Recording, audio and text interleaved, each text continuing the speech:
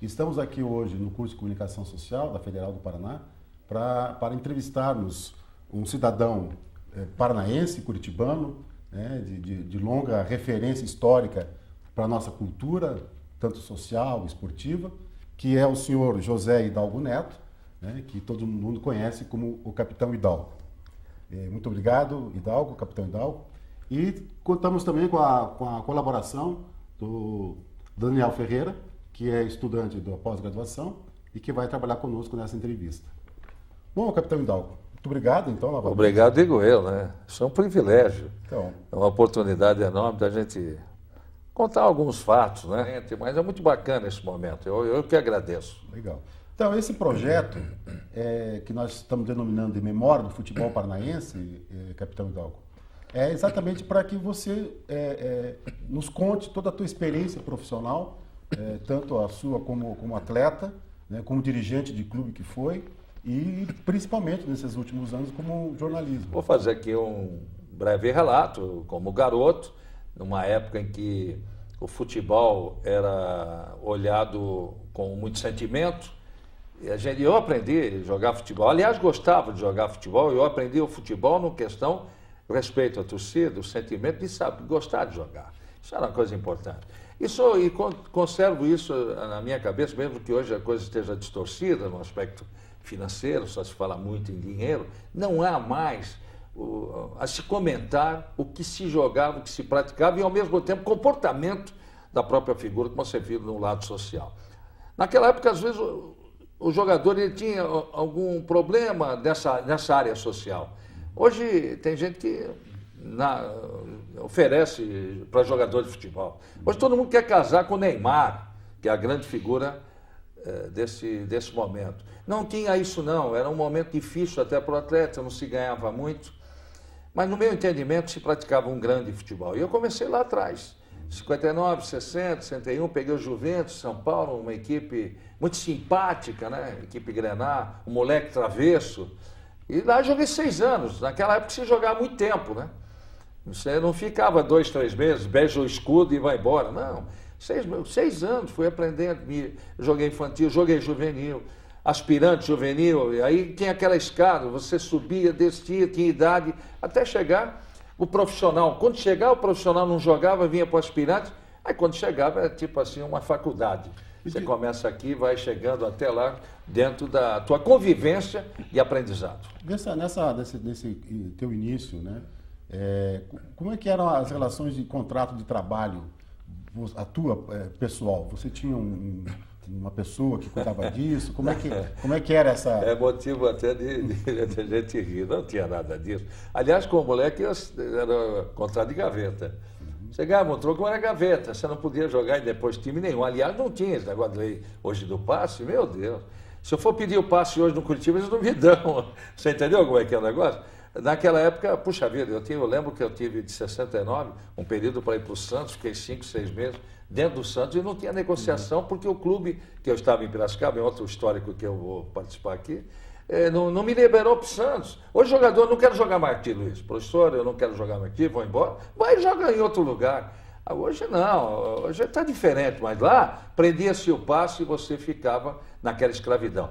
Até porque o Pelé mesmo conviveu com isso, e muita gente critica o Pelé.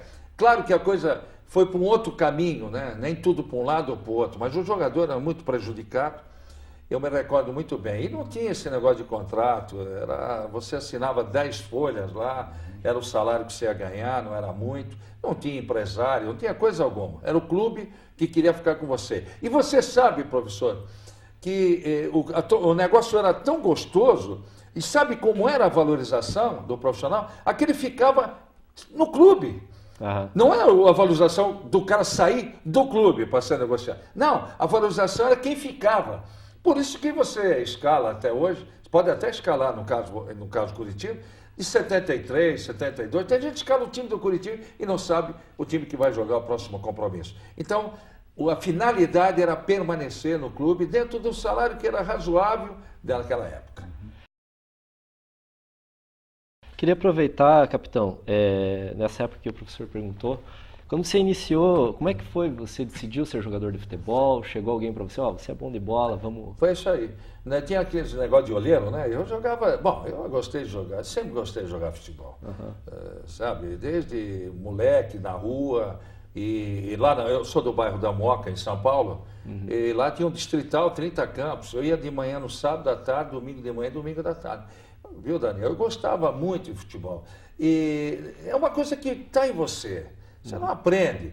Você pode ir especializando com os treinamentos, mas futebol é da figura. Ninguém aprende na escola o futebol. Não, tem essas coisas, mas é mais para fundamento, mas está na pessoa. Está na pessoa, está no jogador. Eu convivi com jogadores extraordinários e podia não ser bom para isso, aquilo, acolá, mas para futebol era de uma inteligência impressionante. Na cultura não tinha. Jogando na várzea, chegou um cidadão parado lá numa árvore. Ô garoto, você quer jogar não sei onde? E eu não fui nem no Juventus, que era do meu bairro. Sim. Tem o Ipiranga, o bairro do lado da Moca, então você vai disputar um campeonato infantil, eu nem sabia. Eu queria jogar, tá? Fui com chuteirinha, tudo, passei no teste e joguei um ano no Campeonato Paulista. De infantil, aquilo me deu uma conotação diferente. Puxa, organizado, você chegava, não era na várzea, demorava para chegar o adversário. Lá não, tudo marcado, você vai jogar no Canidé, você vai jogar no Parque Antártico, você vai jogar na Rua do Javari. Então, Campo do Nacional, Nicolau Layon. Então, eu comecei a pegar o gosto. E foi numa partida contra o Juventus que descobriram que eu era do bairro. E eu tirei o título do Juventus, fiz o gol, tudo no infantil.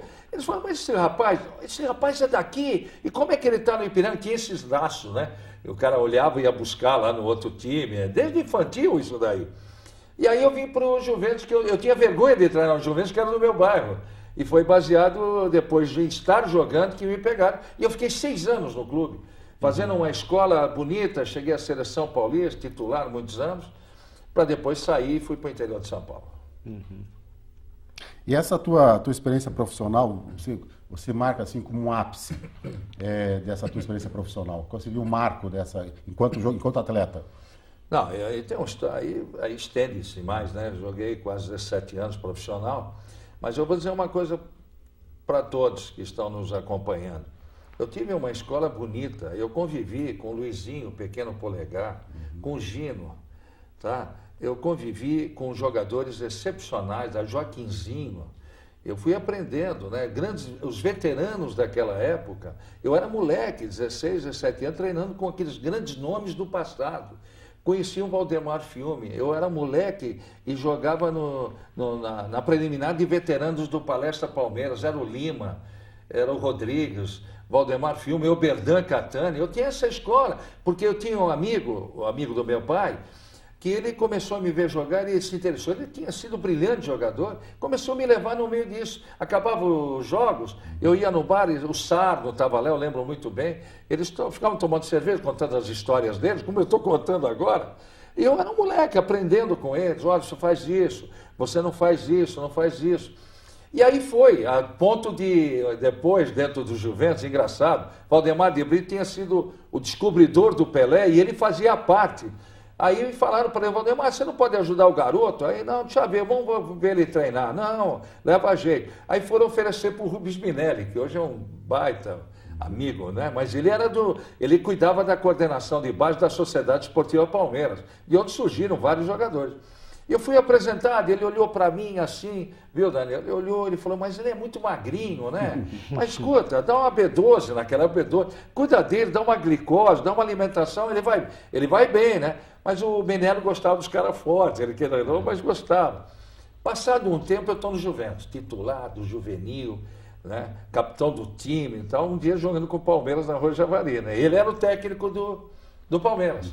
E aquele dia nós ganhamos 3-0. O Palmeiras sempre teve um grande time. O Juventus também, escola boa. Nós ganhamos 3-0. Ah, não deu outro. O Armando e o Valdemar de Brito chegaram. O Minelli, lembra? E fizeram assim, olha, sabe? Lembra do garoto? Pois é, eu vi, ele ficou... Mas eu não falei que você tinha que dar uma B12 para ele? Cuidava dele. Agora ninguém tira ele daqui, né, Minelli? Aí mexeram com o Minelli. Por isso, tem essas coisas no futebol. Diz que o Rivelino foi treinar no Palmeiras e não quiseram o Rivelino para estourar no Corinthians. E tem essas coisas, né? Pois é, aproveitando... Mas em termos de passagem como jogador, eu tive grandes momentos, né? Eu vou contar um fato. Quando eu fui contratado para Piracicaba, foi um contrato gigantesco que o Santos não tinha dinheiro para contratar. E eu fui para lá. O Corinthians mesmo era 150 mil contos em 1966. Era muito dinheiro. Só um homem como o Humberto da Bros, dono da Tatuzinho, tinha muito dinheiro, chegou, comprou, que ele era o dono da cidade e queria devolver o 15 à primeira. Porque em Piracicaba, aquela região de São Paulo, todo mundo gosta de futebol. É impressionante o carinho que eles têm com o clube. Eu tive a felicidade de subir, né? Então eu joguei num grande time do 15, era um time espetacular, grandes jogadores, jogadores do Santos, do Palmeiras, foram formados na seleção. Todos o elenco do Curitiba de 73, porque a escola do Curitiba de 70 a 75 foi um espetáculo, mas teve um período de 71 a 73 que foi melhor ainda. Foi o grande time de 73. Esse foi um colosso. Eu acho que não teremos igual. Pode passar o tempo que for, não sei para quando vai passar, daqui 10 anos, 15 anos, pelo menos, até esse período que nós estamos falando. Não vai ter um elenco igual. Claro, tem algumas fases aqui e ali, mas o elenco 73 foi muito forte, até porque ganhou depois o pentacampeonato. O sonho era tri, ganhou um penta, ganhou um hexa. Eu lembro do Torneio do Povo, que seria uma Copa do Brasil, já refinada, porque a Copa do Brasil começa com quanto? 64 para diminuir, vem no funil. Nós já começamos aquele torneio com Corinthians, com Atlético Mineiro, com Internacional, com Bahia, com Flamengo, Curitiba, e tinha mais um time. Então já era o funil, e o Curitiba ganhou esse título nacional, que na verdade, historicamente, foi o primeiro título que o sul do país ganhou. Você vê que o Internacional foi campeão brasileiro em 75, sim, mas o Curitiba foi campeão em 73. Foi um grande momento aquele. Então, Hidalgo, aproveitando esse gancho, eu queria ver contigo, você chegou a treinar no Santos em 69, com o Pelé. 69, Pelé. Mas não era o Pelé, eram todos os campeões do mundo, né? Sim. Era o Gilmar, o Mauro, toda aquela o Zito. O Zito já era diretor, né? Coutinho, meu Deus, era um grande elenco.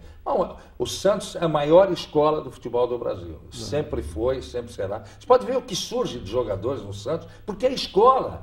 Lá ninguém dá chutão, sai jogando. É que nem o cara joga no mar, tem que sair nadar. Lá ele joga no campo, o cara tem que saber jogar. E lá tem muito campo para jogar, areia, tem a praia, uma imensidão de praia. Então o cidadão já começa a jogar futebol, vai para o infantil, e agora o Santos ficou diferente da época do Negrão, né, do Pelé, porque hoje é mais organizado, é um clube mais organizado. Mas foi o maior time o maior time do mundo na época, foi o time do Santos. Você deu uma fase do que o jogador tinha a marca do clube, né? Ou seja, a camisa do clube. E você jogou entre 70 e 75 no Curitiba. Então eu queria um pouco que você nos reportasse essa tua experiência como enquanto atleta, depois enquanto dirigente, né? Você no Curitiba. Pois é, eu vou contar, já que nós estamos em história, eu devo muito ao Curitiba. Eu vou dizer por quê. O cara vai falar, pô, mas como é que eu devo muito ao Curitiba? É verdade. Nesse período que eu estou retratando, que eu estou saindo do interior de São Paulo para ir no Santos, houve uma dificuldade grande, porque não se vendia o passe, o Santos não tinha dinheiro, nem para empréstimo, nem para nada, e eu fiquei 9 meses sem contrato. 9 meses sem contrato, era para te liquidar de vez. E eu era um jogador, desculpe a modéstia, mas era muita personalidade, eu batia de frente com o dirigente, mas eu era um cara ativo, um cara parceiro, um cara que vivia coletivamente. Não é só porque é questão de capitão, isso é uma coisa inerente à minha pessoa dentro do conjunto da obra, né? Eu sofri muito quando eu fui para Santos, no maior time do mundo, na época que o Pelé estava buscando o 1000º gol, que o Santos emprestou todo o time para ser campeão em 1970. Eu sou desse tempo. E não quiseram, tal, e eu tive uma proteção muito grande. Na época do presidente João Mendonça Falcão, que é o que mandava no futebol de São Paulo, era ele e o Avelange no Rio, mandavam no futebol brasileiro, São Paulo e Rio, eles que mandavam no futebol. Ele me apoiou porque ele fez uma exigência e foi feito um convite a mim, a pedido do João, com o Filpo Nunes, que estava chegando aqui. O Filpo Nunes, da Sociedade Esportiva Palmeiras, grande técnico de futebol, da academia, daquele grande time do Palmeiras. Ele falou, mas o Hidalgo está livre? Não, ele tem uma situação, mas veja aí, me mandaram vir para cá e eu cheguei aqui no dia 12 de janeiro de 1970. Eu lembro a data porque eu sofri 9 meses, fiquei sem contrato 9 meses. Foi uma situação delicadíssima para mim e para minha família. quando eu cheguei aqui, o Filpo fez a maior referência, mas não foi só por ele, não. Eu tive que fazer um teste, depois de 24 com 25 anos, depois de ter jogado o Campeonato de São Paulo há muitos anos, contra a seleção da Tchecoslováquia, me preparando um pouquinho, seleção da Tchecoslováquia. E aí foi indo. Não se tinha muito uma interação do que acontecia fora, porque não tinha essa comunicação rápida, fantástica. Naquele tempo era uma Gazeta Esportiva, e as emissoras em 49 metros que chegava. Era muito difícil o jogador ser conhecido. Hoje o cara entra em campo, Manaus, Portugal. O cara joga hoje uma partida com o CRB e sai para o mundo. Quer dizer, ele é um odor ambulante dentro do campo. Naquela época, não. E o Evangelino não sabia quem era. Mas quem é o rapaz que vem aí? O Evangelino sempre sagaz, né? Viu, pô, não, pode trazer que é um grande jogador. Tal. Mas, pô, como é que ele está? Aí estava o Berdan chegando, porque foi num pacote com o Joel Mendes. Isso daí é uma coisa para ser disso, que é histórico mesmo. O Joel Mendes foi um grande goleiro do Curitiba, foi para o Santos, e de lá veio o Hermes, Werneck, e um monte de jogadores, Abel, Manuel Maria, veio um monte deles lá. Mas eu não vim nesse pacote, eu vim a convite do técnico. Mas eu tinha estado no Santos. E quando o Filpo falou isso, o Berdan estava chegando na sede. Isso aí é bacana. E aí o Evangelino falou, ô Berdan, você que vem de São Paulo lá, o Filpo está mandando contratar um rapaz aí chamado, isso antes de eu jogar, treinar, Hidalgo. Eu falei, mas por que vocês vão contratar? O Filpo falou, você lembra do Hidalgo? Jogou no Juventus. Ele me parece que ele estava no Santos treinando. Não, se for esse que eu estou pensando, ele estava no Santos, sim. Mas você vai contratar? Aí o Evangelho, está vendo, Filpo? O Berdan achando que ele falou, não vai contratar um cara desse, né? Ele falou, mas por que você está falando isso? Não, porque o Santos não teve dinheiro para contratar o rapaz, como é que você está trazendo ele? Aí ele parou. Ele me contou isso depois de anos, né, o Evangelino. Mas eu já sabia da história. E aí, gente, sabe o que é ficar 9 meses?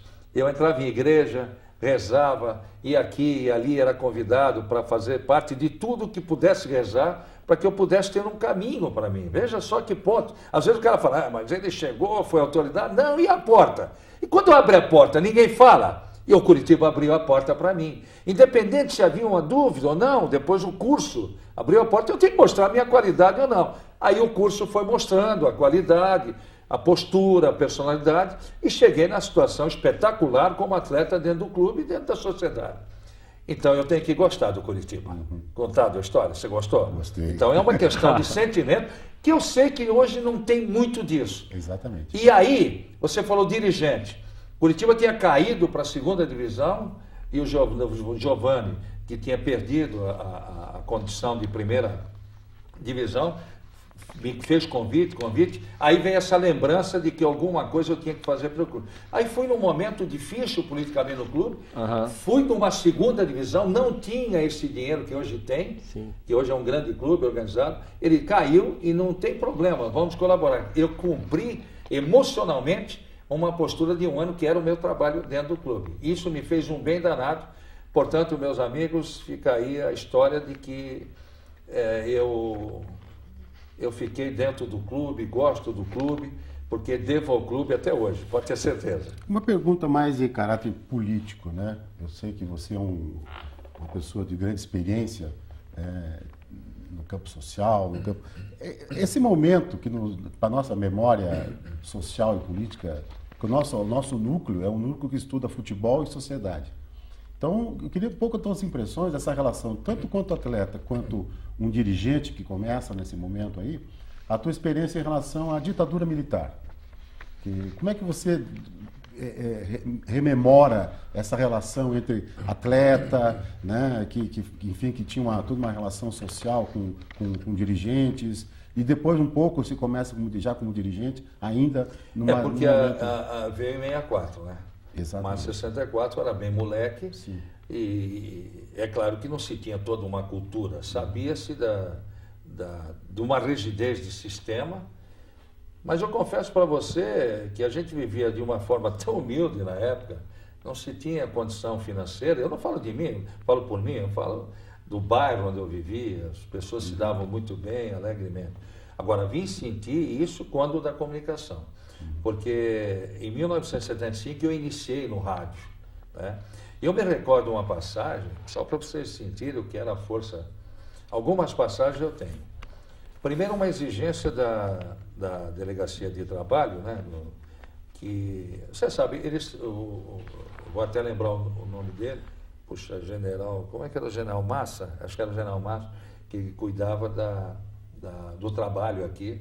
Havia uma exigência das pessoas que conviviam no jornalismo aqui, né? E não admitia que o ex-jogador de futebol estivesse trabalhando em rádio. Eu não escrevia, estava em rádio e já tinha uma equipe que começou a trabalhar bem, que era a equipe positiva ao lado do saudoso Lombardi Júnior. E eu sofri uma perseguição disso, porque no meio de tudo aquilo tinha gente comunista, tinha um monte de gente, e não admitia que um ex-jogador, hoje qualquer um está comentando, mas não exigia. E eu não tinha carteira. Muito bem.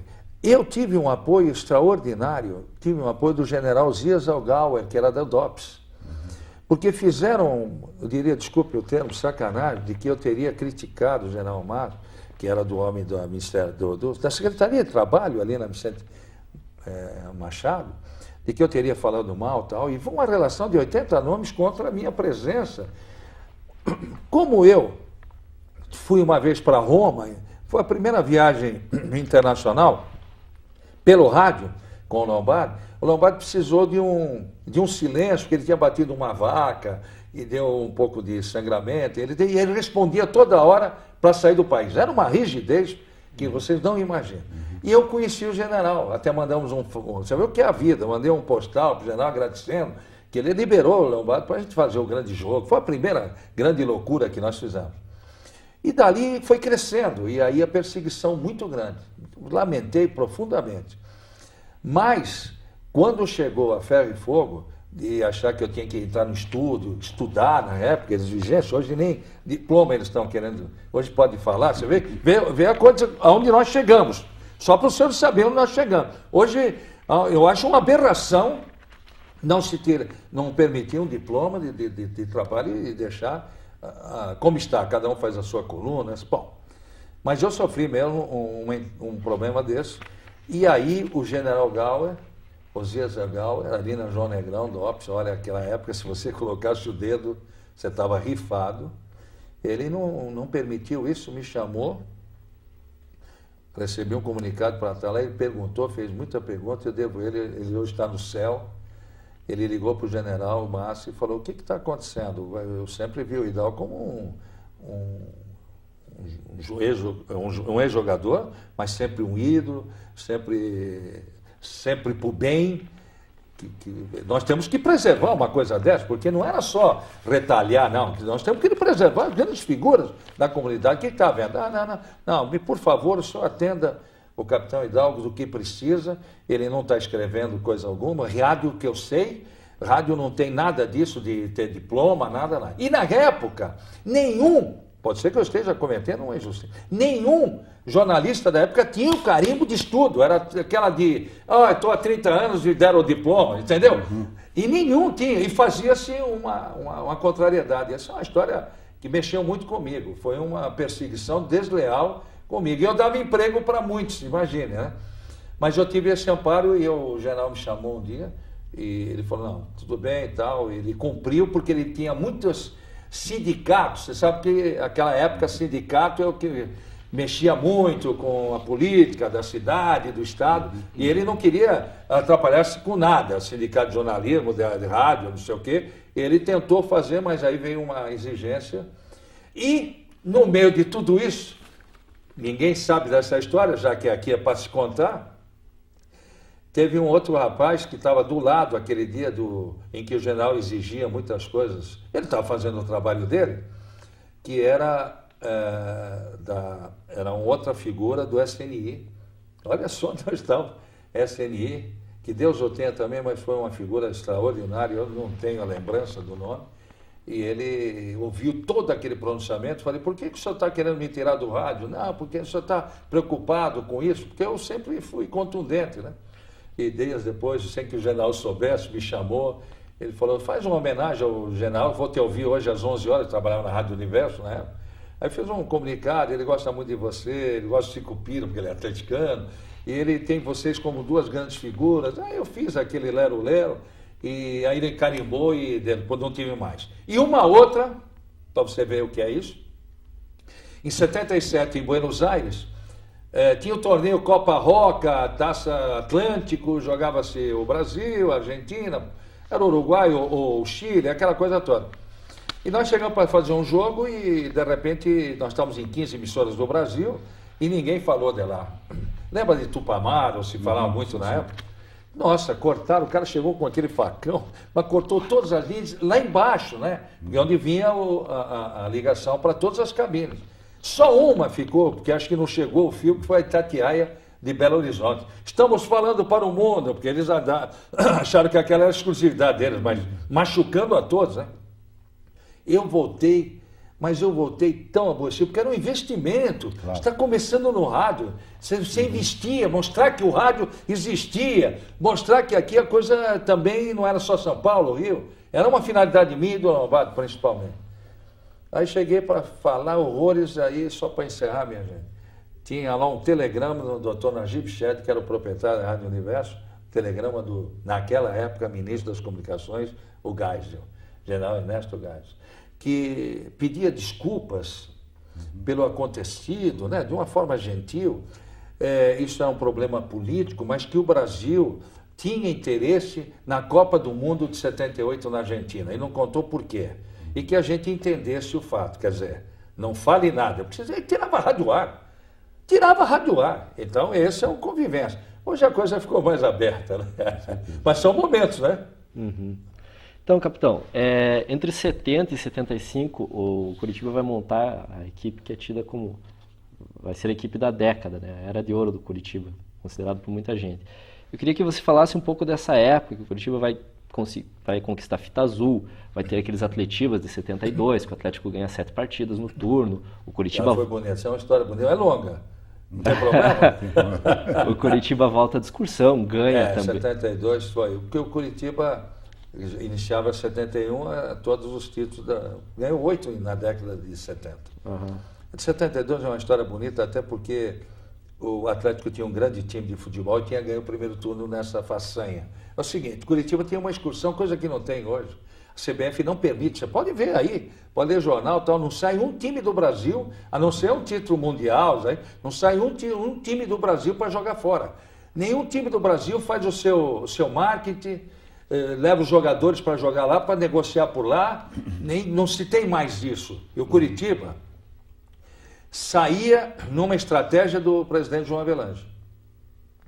Se vocês lembram, o Avelange entrou na FIFA em 74. Muito aborrecido com Stanley House, isso é uma história também comprida, e o Curitiba era um freguês de caderno para o João, através do Elias Jacur, que estava muito bem com o Evangelino, então o Curitiba saía, fez grandes partidas, né? Mas em 72 voltou de uma forma invicta, e eu participei desse giro internacional. Então a Avelange colocou o futebol, esse time que joga o Alex, Fenerbahçe, nós tivemos lá em 72, jogamos com o Fenerbahçe, Galatasaray, Bélgica, a seleção da Turquia, e ganhamos aquele torneio, e tinha Português de Esportes juntos. Sim. Então aquilo foi um início, fomos para a África também, jogamos em Argel, fazia o papel político da abertura da Ásia, da África, e onde o João Avelange se fortaleceu e ficou 24 anos no comando. Mas vamos voltar. Aí arrumaram a excursão e nós adiantamos os jogos, os famosos 7 jogos. E não vinha a relação de jogos, a gente só treinando, mas já tinha jogado e ficamos 2 pontos atrás do Atlético. 2 pontos. E faltavam aí 5 jogos. Né? Aliás, faltavam 7 jogos. E 2 pontos atrás. O Atlético tinha que jogar 7 jogos. E o Atlético empatou os 2 primeiros jogos, ficou com 5. Igual. Quer dizer, os 5 jogos ele ia perder. E aí foi a façanha, que o Atlético ganhou todas. Terminando uma em Bandeirantes, que foi uma loucura. A bola tomou 3, 4 bolas na trave, o Brandão era o centroavante do União. E quando nós estávamos embarcando para Paris, ficamos sabendo que o Atlético tinha ganho o primeiro turno. Imagine, nós estamos saindo para Paris, aqui uma festa danada, e o Atlético tinha ganho esse turno, que era um turno espetacular, nós tínhamos sido campeões em 71, e fomos lá com a responsabilidade de não perder. E aqui dizia-se que nós jogávamos com time de fábrica, até para detonar, né? Era uma coisa de guerra mesmo, esportiva. E nós ganhamos lá o torneio, tudo, voltamos invictos. E aí nós tínhamos que recuperar no segundo turno. Foi o que aconteceu no segundo turno, nós ganhamos o segundo turno. E aí fomos para a final e o primeiro jogo 1-1, gol do Krieger, 1-0 gol do Krieger e 0-0 na final. Mas esse ano de 72 foi um espécie. 73 não digo porque o Curitiba estourou, né? Chegou na frente do Atlético com muita antecedência. E aí não tinha os torneios que eram hexagonais, porque era o seguinte, o campeonato, essa daí de pontos corridos é o melhor, porque ganhava o turno, zerava. Ganhava outro turno e zerava. Bom, então, qual é a vantagem? Aí você ia num jogo mano a mano e de repente joga mal naquele jogo e perde, tudo que você fez não valia. Estava errado isso. Não dá a conotação técnica da evolução. Mas aí, 73, 74, Curitiba teve o seu grande elenco. Mas foi uma época espetacular essa. E devo dizer que nessa década de 70, falo do lado do Curitiba, deve-se o futebol paranaense ao Curitiba, porque foi a ascensão para mostrar para o mundo que existia futebol aqui no Paraná. Capitão Hidalgo, vamos falar um pouco sobre a tua trajetória inicial dos anos 70 no jornalismo. Como é que você começa o jornalismo? E eu queria que falasse também, a partir da tua experiência, como é que você analisa o jornalismo não só a tua experiência, mas o jornalismo paranaense naquele momento. Então, me lembrar dessa parte, eu vou na primeira. Quando eu jogava já no Curitiba, o pessoal, né, e era muito bacana, era muito estreito a imprensa com os jogadores. Vocês já estiveram com o Carneiro, até com o Vinícius, um dia com a Rita. Nós éramos muito estreitos, nós éramos muito ligados. Hoje não tem, hoje é a distância.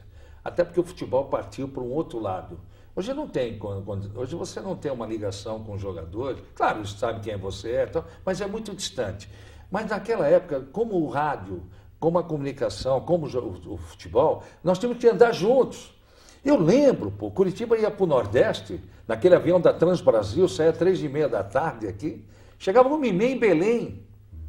E ia lá, o esforço que ia um para narrar um jogo, outro, arrumar um dinheiro para transmitir o Curitiba, que era uma coisa fantástica, acompanhar, no caso o Curitiba, para um campeonato brasileiro na época. E nós sentimos, eles tinham uma responsabilidade tão grande, e nós nos dedicávamos também a eles, para eles terem o trabalho deles valorizado. Isso é a história que você pode pegar com eles que viveram até antes da minha entrada ao rádio. E eu sempre respeitei isso, e eles ficavam felizes, porque sabe que você sair com a equipe e o time ganha, te valoriza todos. Muito bem, nisso tudo eu fui amigo, tal. Quando chegou na época que eu estava querendo parar, e segurava um pouco para parar, vocês não sei se têm lembrança do Fuad Calil. O Fuad, ele exercia uma terceirização em rádio desde 1970, era um companheiro nosso, acompanhava o Curitiba e sempre esteve. E ele era um cara que valorizava a todos, todo mundo gostava dele. Ele falou: capitão, o dia que parar, eu quero que você venha trabalhar comigo. E de fato, foi isso que aconteceu em 75, quando eu deixei de jogar, eu fui para trabalhar na rádio, de uma forma incipiente, embrionária. Estava lá o Munir Caluf, estava o Borba Filho, estavam grandes elementos, Mário Celso Cunha. Fui aprendendo com eles, porque não é fácil, eu não tive a escolaridade de vocês, como também o Daniel. Eu já fui para falar do plano técnico, do que é o futebol. Mas e aí? E a retórica? E o português? Né? Porque o negócio, né, a coisa não é tão fácil assim. E aos poucos fui aprendendo com muita perseverança, e eu dei um início, e aí, já 3 meses depois, foi formado aquela que é até hoje considerada a maior equipe de esporte e rádio, que foi a equipe Positiva. E que a partir de 75 nós começamos a sair para o mundo, dentro daquele espírito de campo, guerreiro, nós fomos para o rádio, com todas as dificuldades. A gente não tinha anunciante, era difícil, era sempre 3 ou 4, que davam mais porque falavam: você vai transmitir lá, eu vou te ajudar, mas quero ouvir você de lá, você manda um abraço, era assim, uma coisa totalmente difícil de você entender hoje, mas foi muito mais por idealismo, e eu passei a gostar muito disso.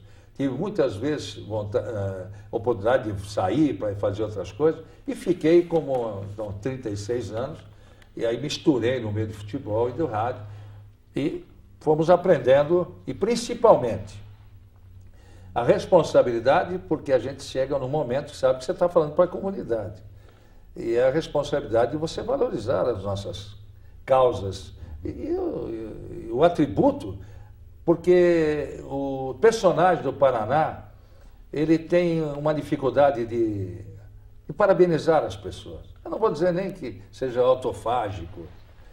É uma dificuldade, você fala assim, professor, você é bom demais, professor. A sua matéria dá para ouvir, é gostoso de te ouvir, história. Ó, Daniel, que brilhante jornalista. Isso não tem. E eu acostumei com isso em Curitiba. Porque eu tenho amigos do Nordeste, eles fazem uma Copa do Mundo, como nós fizemos, já fiz 8. Lá, o cara faz uma Copa do Mundo, ele volta, é candidato a prefeito e ganha na cidade dele. Ele fica uma autoridade. Aqui você chega e fala assim, ô Hidalgo, estava te ouvindo lá na Inglaterra, pô, foi boa aquela transmissão. Isso daí é Copa do Mundo para você. Você põe aqui, fica orgulhoso, porque não faça disso. Ele te ouviu, mas não passa mais do que isso. É difícil o comportamento. E nós aprendemos a isso. Então nós ficamos mais do nosso lado, valorizando, sabemos que existe uma reciprocidade muito grande de respeito, é o que vale. Agora, você falou em relação a agora, né? Acho que o campo abriu. Hoje, não há. A chegada de um celular, uma rádio AM, principalmente, ela faz um programa de estúdio e ele entra de qualquer lugar. A agilidade do rádio. O jornal hoje está saindo para depois. Tem a internet, que está todo mundo já tá participando e tal, mas se você tem um produto, naquela hora a agilidade do rádio ainda ela é fortalecida. E estudos e cursos, eu acho que o modernismo chegou e torço para que nós aqui do Paraná acompanhem aceleradamente todo esse projeto. A gente já vê programação local, a gente está tendo as nossas coisas.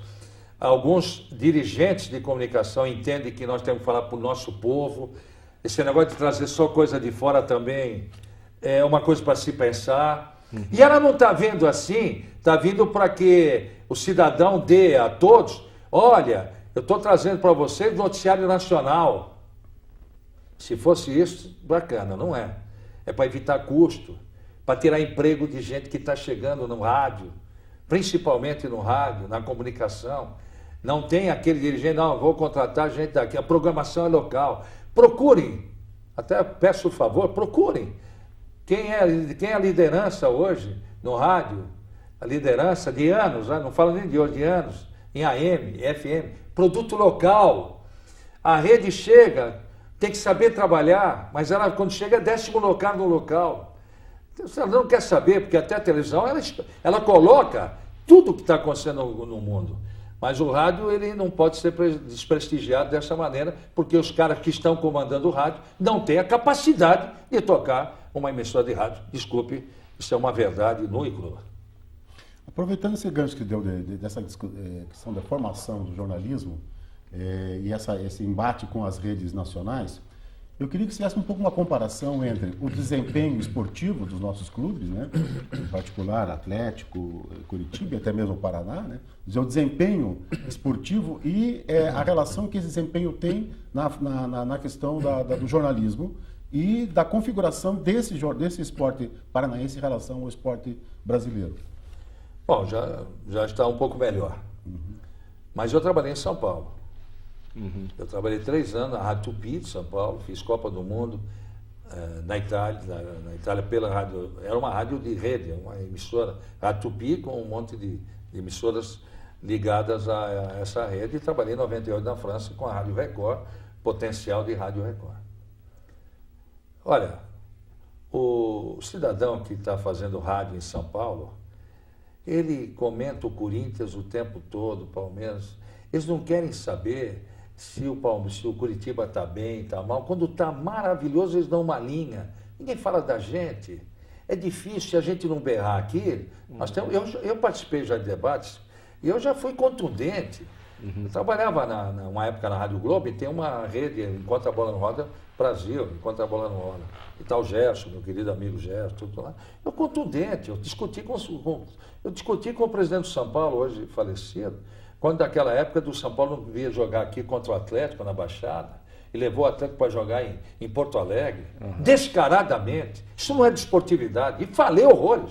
A ponto da direção da Globo me ligar e falar, Hidalgo, muito bem, bacana, mas, pô, vai devagar. Pô, como vai devagar? Eu estou defendendo a minha cidade. O som da rede chega aqui dentro. Agora, o cara que me ouve, ele vai falar, mas Hidalgo, como é que é? Vai nessa daí? Não podia ser assim. Mas não ligam para nós, carioca também, e eles ficam chateados quando você ganha de 6-0 do Palmeiras, Felipão sai daqui tonto, e assim era. Eu lembro do meu tempo, eles perdiam e ninguém falava uma linha de nada. E era uma dificuldade, mas paciência, vai fazer o quê? Aos poucos, e que nem aqui agora. Nós sabemos que agora em Curitiba, principalmente aqui na nossa cidade, tem mais de 50% de gente de fora. Ou não? Não é isso pela estatística? Tem 50%. Você sabe que tem gente que está vindo de todo lado. E tem corintiano que chega aqui, tem não sei o quê. As emissoras estão achando que tem que falar um pouco mais também do futebol deles. Eles não falam da gente, mas nós seríamos obrigados para recepcionar quem vem de fora e oferecer um mais jornalismo para essa relação deles. Isso é que acontece. Mas essa pressão, ela é, digamos, qual é o fundo disso? São os patrocinadores? Audiência. Há bem pouco foi feita uma pesquisa, deu Corinthians, né? Deu 7%, né? Uhum. Mas o Corinthians não é Curitiba. Corinthians no estado é o mais. Corinthians é norte. Porque o estado do Paraná ele é retalhado. Sim.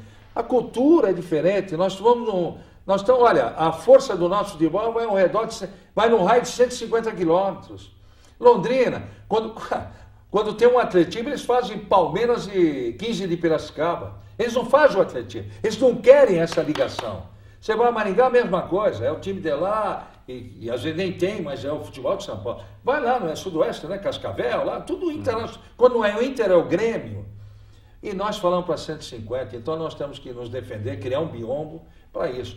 Eu não tenho toda essa, claro que por ser moderno, tem que se informar alguma coisa, dizer alguma coisa, mas eu não entro nessa esteira de super badalação, não, porque nós temos que também saber onde nós estamos. E quando o nosso futebol fraqueja, como agora está, né, a gente sabe, entende que é uma dificuldade maior ainda de você pôr um produto, vamos falar a verdade, em relação ao Paraná Clube. O Paraná Clube está numa situação difícil. E tem canal de televisão, tem rádio que fala 1 minuto do Paraná, porque senão perde a audiência. Mas é bom que saiba que essa torcida do Paraná, mas é uma questão maluca, de ouvintes de rádio principalmente. Eu falo de rádio. Você não pode desprestigiar. Você não pode desprestigiar. Agora, é uma questão de cada um que tiver no comando. Eu tenho meu espírito local, defendo, também não vou deixar de enaltecer ou falar alguma coisa de fora, até porque eu conheço e viajei muito com a seleção brasileira. Sim. Desde 75 eu viajo. Desde Oswaldo Brandão até a chegada do Dunga, que eu tive em Joanesburgo acompanhando a Copa do Mundo. Acompanho a seleção brasileira, eu sei como é que é. Então nós, meu caso, é futebol de casa, pouquinho, seleção brasileira, sempre foi um produto que nós valorizamos. Então, Hidalgo, aproveitando também nessa linha ainda, você acha que essa falta de menção, de representatividade do futebol fora daqui atrapalha objetivamente o jogador de futebol? Ele se sente desvalorizado, às vezes ele pensa assim, vem pra cá, não, vou jogar no Coritiba, você que jogou, vou lá para fazer um nome, para ir para um outro. Isso pode prejudicar objetivamente os clubes aqui? Isso tem. Ou de repente o próprio dirigente, não, eu vou montar uma equipe para ser campeão paranaense? Não tem isso. Agora, com essas, agora Curitiba hoje está muito bem administrado, muito bem. Há uma ideia de se disputar mais coisas, mais sedimentado, não chegar numa aventura, aleatoriamente foi campeão, depois de 30 anos, não tem estrutura para tudo isso. Aliás, os grandes clubes estão com dificuldade. Mas também tem uma coisa, Daniel, não há isonomia nessa participação do futebol do Paraná, futebol, de outras praças, em relação ao Flamengo ou Corinthians, pela grana que eles pegam em decorrência de tudo isso, com a vantagem em cima das outras equipes que disputam o meu torneio. Não há isonomia. Como é que você quer que o seu time seja campeão, com o outro tendo 300 milhões e você 30? E ainda o torcedor fica iludido que tem obrigado e exige você ganhar. Aí vem essa proporcionalidade que a televisão dá aos clubes, com razão. A audiência do Flamengo é espetacular, 35 milhões de aficionados, o Corinthians 30 mil, até aí tudo bem. Então transmita a todos, desde que dê uma fatia maior. Eu, se eu sou dirigente, não precisa colocar o meu time na tela. Aliás, nem colocam. Mete num pay-per-view para você comprar da praça, Senão não vem o teu time jogar. É difícil abrir uma tela para o Brasil e um dos nossos times aqui. É só vocês verem. Mas isso é uma força de mercado, né? Força de É mercado. uma força de mercado, ou seja, existe que é um fenômeno que repercute tanto no campo esportivo, né, nos clubes, quanto no campo do jornalismo esportivo. Ou seja, é uma coisa meio que combinada, né? A dificuldade de inserção, né, melhor penetração dos clubes paranaenses no cenário nacional é meio parecido, próximo também do que acontece com o jornalismo local. Ou seja, a dificuldade dos jornalistas, dos cronistas terem repercussão em nível nacional também. Mas o Rio Grande é um exemplo a todos, né? Espetacular o Rio Grande. Eu tenho muitos amigos jornalistas. É a única cidade, o Rio Grande, aliás, o Porto Alegre, mas como Estado, vou dizer, como Estado, que aplica o nacionalismo. Que aplica o nacionalismo. O melhor é dele.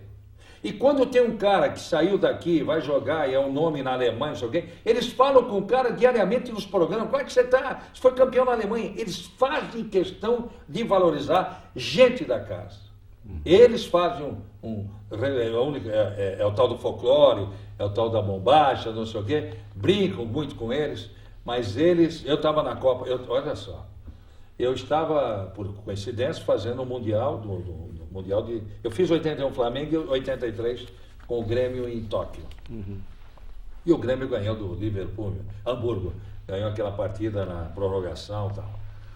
E estava a imprensa, eu estava lá, o Carneiro estava comigo, e eu fiz esse jogo lá, só tinha o quê? As emissoras, Guaíba, Gaúcha, uma rádio de Carazinha, que era de um senador, no Nelson Marquesan, parece que era dono dessa rádio de Carazinha.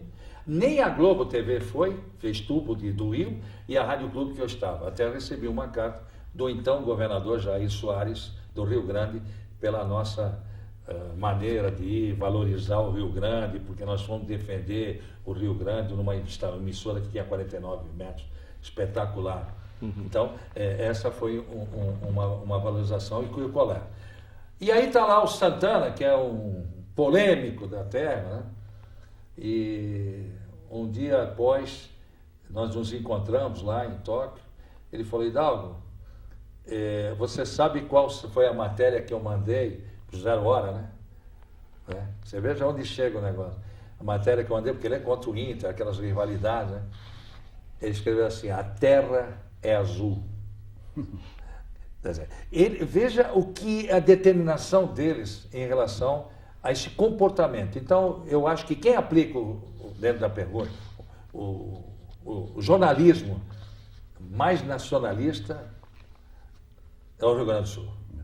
Os outros, carioca, paulista, fazem lá, porque lá tem muita divisão de outros, né? Mas eles têm um comportamento totalmente diferente. Eu gostaria de falar de dois temas muito fortes no esporte, no futebol brasileiro, né, paranaense brasileiro. Um mais evidente e o outro um pouco mais dissimulado. Um deles é sobre a questão da violência. Você com a tua experiência como jogador, como dirigente há algum tempo, né? E agora como jornalista. Como é que você analisa essa situação da violência no futebol? Você fala violência de fora dentro ou de dentro do campo. Porque às vezes o campo atrapalha também, joga a violência para fora. A repercussão, exatamente. Prejudica, né? O comportamento das torcidas organizadas, né? Isso tudo veio a prejudicar, né? Não tenha dúvida.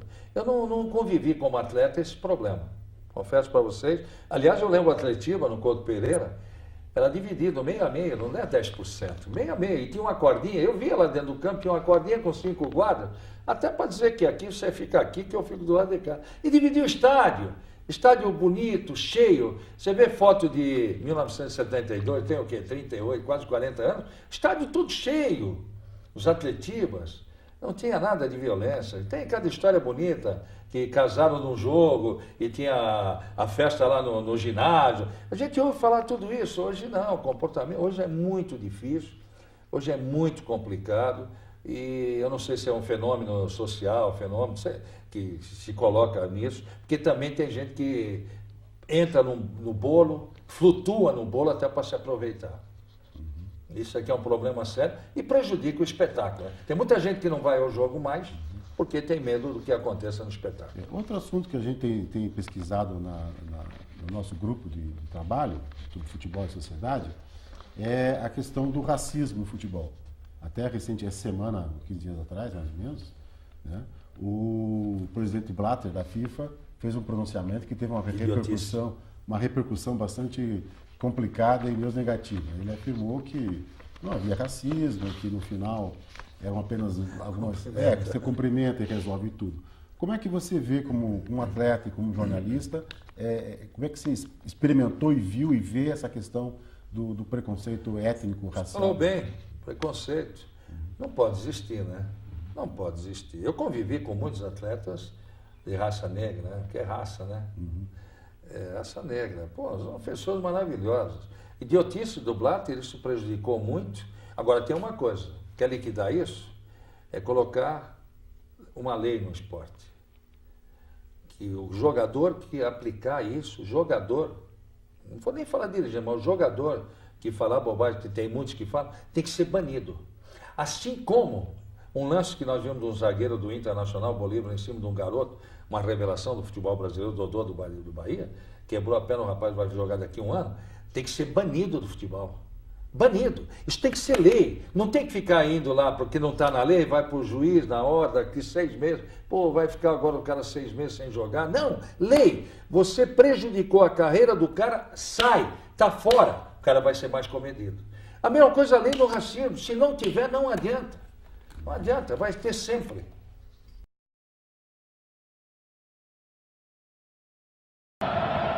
Gritos de coxa, coxa. Aí a bola batida forte. Gol!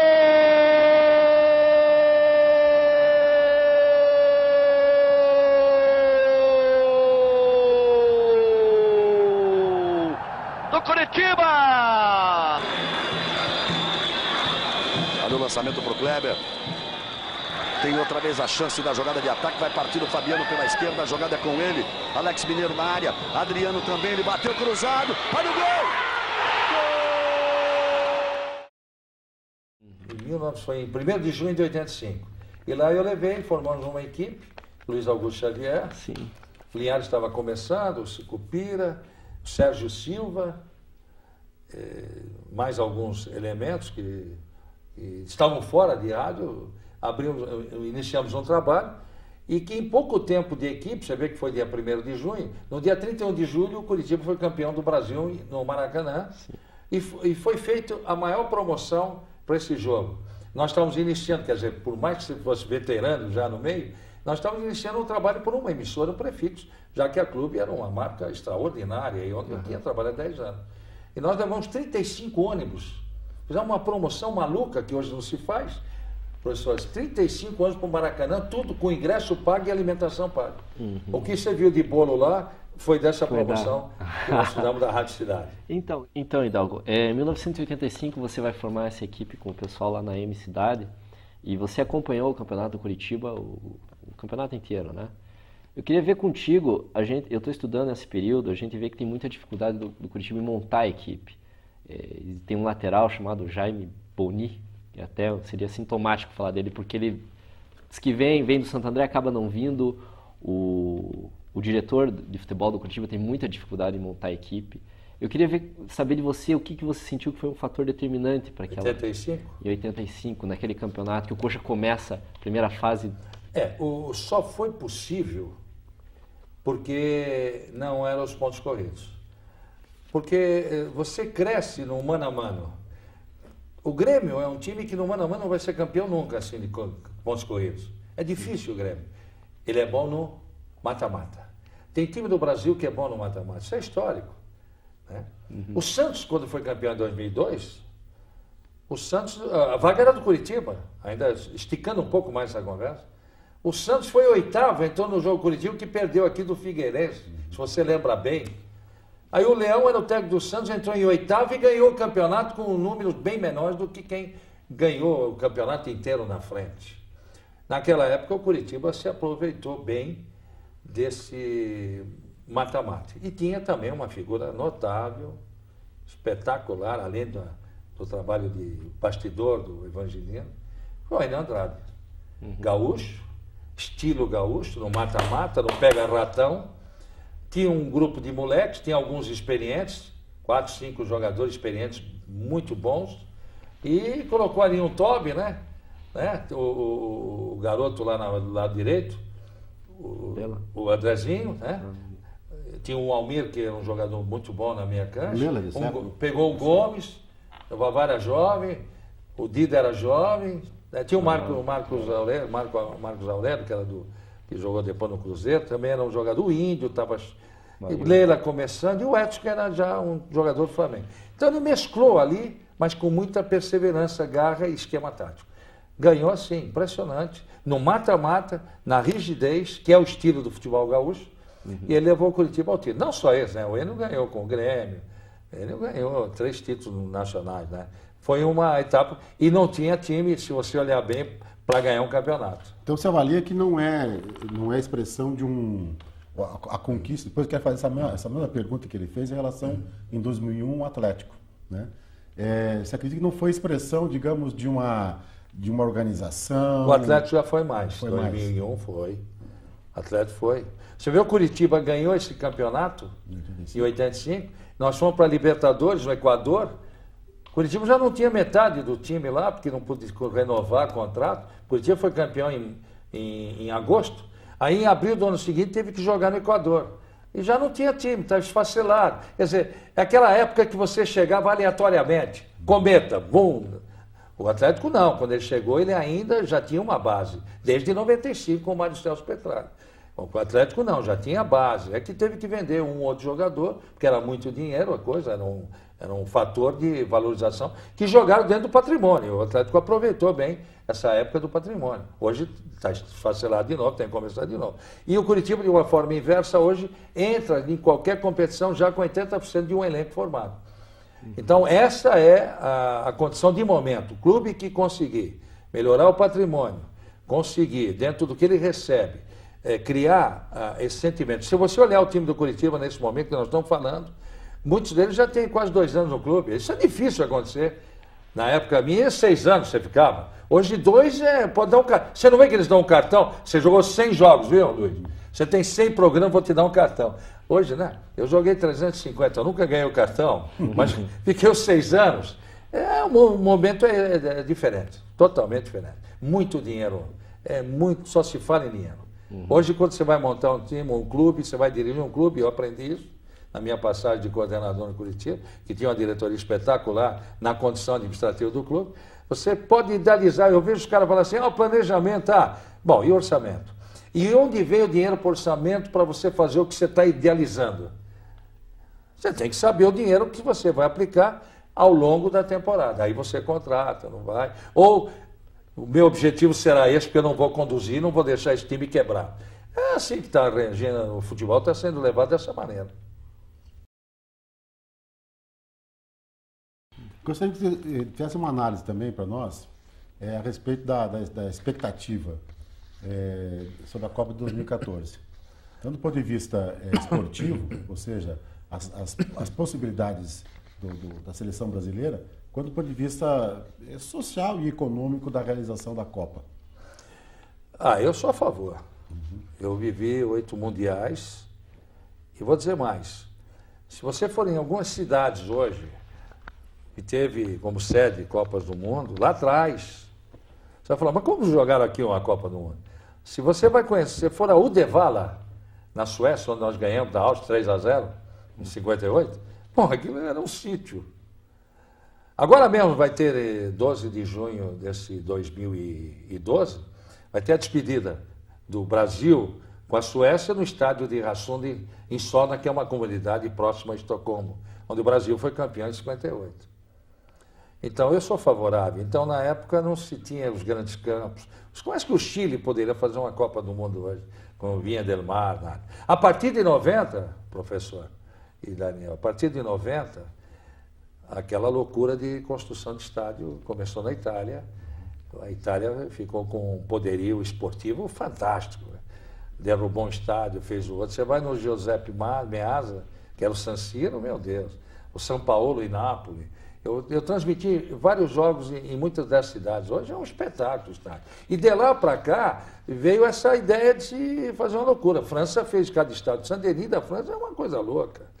E vai embora. Eu estive na Coreia em 2002, tem Seul e as cidades que o Brasil teve. Tem uma cidade chamada Ulsan, 400 quilômetros de Seul. Tem que ver o estádio que eles montaram lá, para uma população de 1 milhão de habitantes e 500 mil trabalhando no grupo, né, na fabricação naval da Hyundai, o Hyundai, como eles dizem. Todo mundo trabalha para essa empresa, sai caro para o mundo de lá. E uma cidade menor, Daegu já é 120 quilômetros, já tinha uma civilização de 4 milhões, mas os estádios de um país de 40 milhões e que é incrustado em montanhas. Eles chegaram primeiro a fazer estádio em alguns lugares para depois chegar com o monorail, chegar com estrada. Eles primeiro fizeram o estádio para chegar, porque a mobilidade eles não tinham urbana.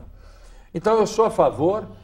Curitiba e o nosso estado será muito prestigiado mundialmente, porque a imagem que vai do nosso estado, nós precisamos melhorar muita coisa, tem o turismo, mas Curitiba vai ser mais, já é uma cidade valorizada, eu tenho certeza que isso vai acontecer. Agora, nós sabemos que aqui os políticos, e aqui eu me dirijo aos políticos, não vou aqui retaliar coisa alguma, porque isso já é uma cultura. Aqui quando você fala de esporte olímpico, eu pergunto para vocês, cadê o nosso ginásio olímpico? Nós não temos. Ah, vai receber a Olimpíada 2006, Curitiba, que é a cidade fantástica. Senhores políticos, cadê o ginásio? Cadê o ginásio? Nós não temos ginásio para a Olimpíada. Então o político, ele olha a cultura, e também a cultura, que a gente vê quantos artistas são criados aqui para o mundo, artistas, cultura espetacular. Aqui, porque não dá voto. A cultura não dá voto, meus amigos. O esporte não dá voto. Nós tivemos o Bernardinho aqui, o maior, o assombro, o fenômeno. Ele teve que ir embora porque não deram estrutura para o Bernardinho. Mas eu defendo sim, está uma confusão danada, esse negócio da construção da arena, que o pessoal quer ser mais realista que o rei. E só lamento, eu sei que tem uma secretaria especial, está tocando como está, e que não se convida, e aqui eu me coloco, e não é mágoa coisa alguma. Como é que pode atender uma secretaria de esportes e não convidar gente que conhece o mundo com as Copas do Mundo? E eu sou uma figura dessa. E eu não fui convidado. Sem mágoa. Mas tinha que ter, porque não tem cultura. Não chega. Ó, vamos trazer o rapaz. Um dia eu fui no programa de televisão, estava governador, tudo isso aí, ano passado, tem uns 2 anos isso. Sim. Ô, Beto Richa, eu fui uma. Ô, sei o quê, outra. O João Marcelo, 2, sei o quê. Fui 7, eu vou agora a 8ª. Quer dizer, mais do que todos, eles eram empresários, políticos, mas não se dá valor. É aquele autofagismo do caramba. Então aqui vai em decorrência, porque eu fiz as Copas do Mundo, eu acompanhei e posso dizer que vai ser espetacular para todos nós. Eu corri o mundo todo com a seleção brasileira e Copas do Mundo, para ver no meu país. E tenho certeza que será espetacular a Copa do Mundo. Se vai ganhar, eu diria que 50% eu ponho dúvidas. Posso dar até 80%, mas ainda pela força, daqui um pouquinho mais, porque nós podemos ter também o prejuízo de perder o Mundial dentro de casa. Se naquela época de 50 nós éramos os melhores, não ganhamos, aqui não está bom, nós estamos atrás de todos. E a política que se estabelece na seleção não é a melhor de todas. Bom, então, capitão Hidalgo, para finalizar nossa entrevista, essa memória do futebol paranaense, eu quero agradecer em nome da Universidade Federal do Paraná, em nome do Núcleo de Estudos de Futebol e Sociedade e, sobretudo, em nome dos nossos estudantes que vão certamente se aproveitar desse teu relatório, da tua experiência profissional e agradecer a oportunidade. Pô, quem tem que agradecer sou eu, professor Luiz, está aqui o nosso querido Daniel e todos aqui presentes nessa cobertura. Eu parabenizo porque todo esforço de comunicação que é colocado em prática eu aplaudo porque eu sei das dificuldades. Eu sei das dificuldades e penso que, assim como esse programa, nós deveríamos ter muito mais. Tem uma televisão do Estado aí, que é a TV educativa. Esse tipo de programa eu nunca vi na televisão. Eles vão falar, mas Hidalgo nunca teve essa oportunidade de chegar junto. Não, porque essa é a primeira oportunidade de contar um histórico grande. Claro que vai ter um grande aproveitamento. Claro que programa comercial você fala pouco, não tem, vai tocando a história. Mas já que foi dada essa oportunidade, eu acho que eu fiz um relato de momento, de todo esse tempo que vivi, dentro que viveu-se, dentro do que se passou, para chegar e dizer da satisfação que eu tenho, esse privilégio de ser convidado, de ser lembrado num pouquinho que a gente tem e carrega na nossa atividade profissional, como ex-jogador de futebol, dentro da área esportiva, que eu carrego o sentimento, e também dentro da comunicação. Obrigado por todos, obrigado, Daniel, e continue firme. E o professor, um dia eu vou ter o privilégio de acompanhar uma aula de história do professor Luiz Carlos da Federal, tá bom? Ok. Obrigado a todos. Hein? Obrigado.